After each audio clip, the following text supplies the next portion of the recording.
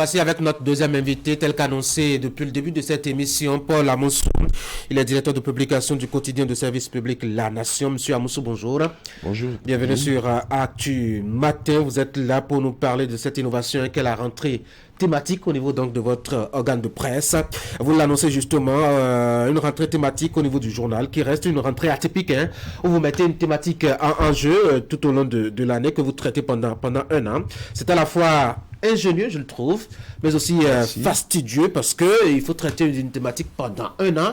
À quoi est-ce que répond cette innovation concrètement, monsieur le DP? Merci Tanguy, vous l'avez dit, c'est fastidieux, mais nous assumons pleinement cette mission avec abnégation et passion. Et pour nous, la rentrée thématique, c'est une occasion supplémentaire d'assumer pleinement notre statut de journal de service public.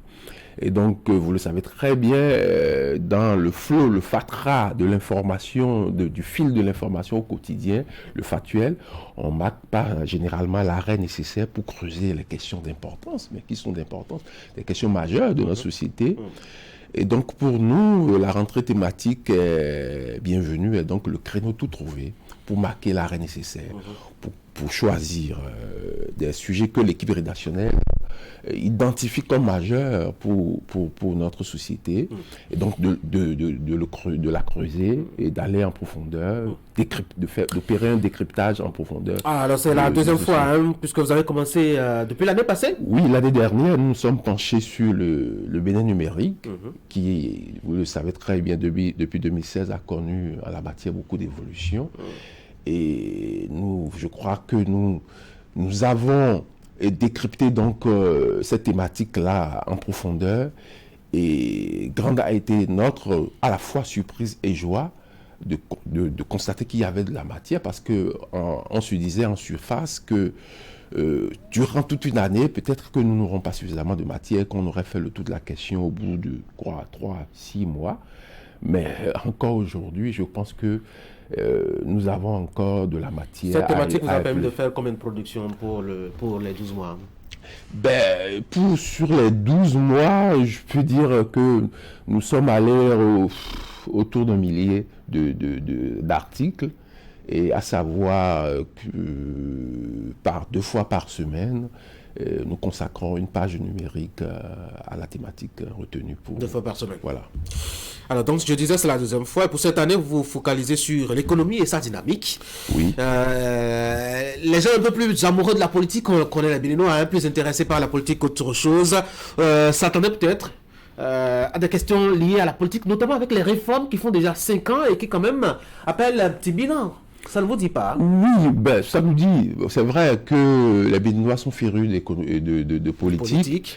Mais bon, voilà. L'économie est une matière, c'est important, l'économie aujourd'hui. Parce que, vous savez, si nous avons fait le choix de cette thématique, à savoir les piliers de l'économie béninoise, cette dynamique et sa résilience, c'est important pour nous. Et c'est l'occasion un peu de décrypter les gros mots de l'économie. Il y a beaucoup de mythes, et pour nous, c'est l'occasion de démythifier, de démystifier également ces gros mots de l'économie.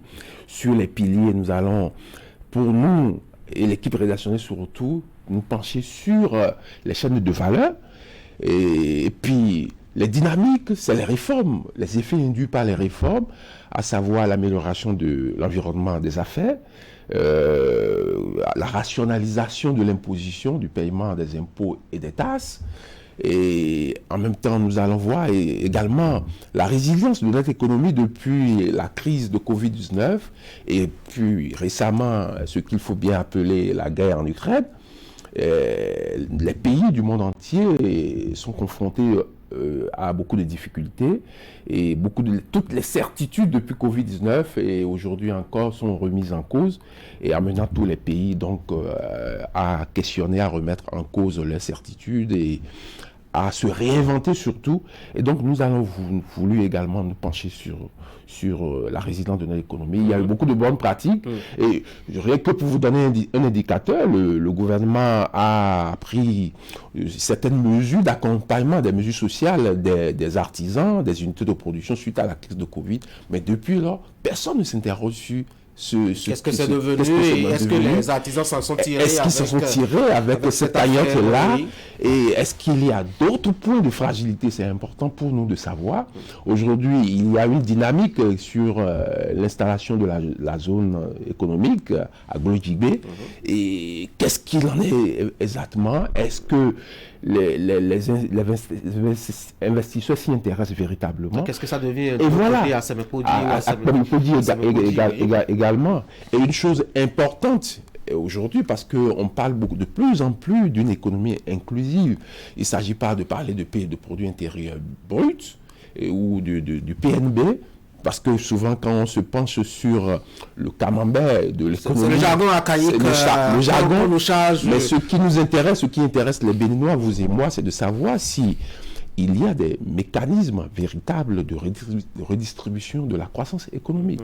Et donc, occasion donc de se pencher sur le panier de la ménagère, le fameux panier de la ménagère. Pendant toute une année. Voilà. Et peut-être la première moitié de l'année 2024. Ça me rassure et vous m'intéressez beaucoup parce que quand j'ai lu votre prospectus, j'ai lu quelques objectifs, en tout cas visés par la thématique économique que vous aviez choisie pour cette année-là. Et les verbes qui sont revenus le plus souvent, et cela m'a fait un peu tilt dans la tête, les verbes qui sont venus, c'est informer, vulgariser, informer, vulgariser. J'ai cherché les mots analyser, j'ai cherché les mots creuser, j'ai cherché les mots enquêter, je n'ai pas trouvé. Non, oui, justement, je vous l'ai dit d'entrée, et c'est justement pour creuser, pour mener des enquêtes, investiguer. Et donc, pour nous, c'est de prendre la distance au-delà de tous les rapports, des diagnostics établis, y compris par les plus grandes institutions financières et économiques internationales. Pour nous, c'est de creuser, de voir aujourd'hui ce qu'il en est véritablement de l'inclusion économique. Et est-ce que toutes les dynamiques qui sont mises en place et les effets induits des réformes sont ce que cela génère pour nos populations en termes de développement durable, d'impact direct sur les populations? Donc, il y aura beaucoup d'analyses, il y aura des enquêtes, et c'est même la fonction exclusive même de la rentrée thématique. Sinon, cela n'aura pas de sens, vous en convenez avec moi, puisque nous sommes au quotidien dans le factuel, dans notre mission. J'avoue que vous m'intéressez beaucoup. J'espère qu'on aura droit à notre numéro chaque matin de la Nation ici pour suivre avec vous ce que vous avez fait pendant tout ce temps. Parce qu'on a une rupture dans la livraison désormais. Ah, mais j'en suis étonné. Ah oui? Oh là là, qu'est-ce qui s'est passé? J'avoue que je ne sais pas. Vous allez peut-être voir votre mécanisme de distribution et vous leur dites que Canal 3 a besoin de votre exemplaire matinal par ici chaque matin. Alors, vous l'avez dit, l'année passée, c'était 2 productions par semaine sur à la thématique numérique. Cette année, ça va être combien de parutions? Ça va être le même rythme, mais on espère en faire plus. Sinon, ça n'aurait pas de sens parce qu'il faut qu'on sorte de notre zone de confort pour apporter davantage. Parce que l'économie, vous savez, quand vous prenez dans tous les secteurs, dans tous les domaines, l'économie revêt tous les pans. Et dans la vie, que ce soit même dans la culture, l'environnement, l'agriculture. Donc, il y aura de la matière. Donc, c'est peut-être même au quotidien que nous allons aborder parce qu'il y a une forte demande. Nous n'avons pas fait le choix de cette thématique fortuitement. Il y a une forte demande de la matière économique. Les Béninois ont besoin de savoir au-delà des sachants. Et il est de notre devoir, donc, d'opérer ce décryptage nécessaire pour informer nos lecteurs, nos abonnés et nos compatriotes pour assumer la redevabilité nécessaire à la matière. Encore une fois, c'est une idée ingénieuse. Merci de nous accompagner. J'espère que vous serez le témoin privilégié et qu'on fera le bilan l'année prochaine pour voir, si vous me direz, si nos promesses ont été tenues. Venez déjà pour les 3 prochains mois. D'accord. On va faire un petit bilan pour voir un peu de quoi est-ce que ça retourne tout le chemin parcouru et peut-être ce qu'il faut réajuster ou pas. On vous dira aussi modestement. Ce serait un plaisir. Pourquoi pas. Voilà. Voilà, un mot rapidement pour finir. Voilà, un mot pour finir, c'est d'inviter nos abonnés, nos lecteurs, ceux qui sont les lecteurs du quotidien La Nation et au-delà même nos compatriotes, les acteurs économiques, de s'associer à nous pour cette rentrée thématique qui va se tenir dans la cérémonie inaugurale.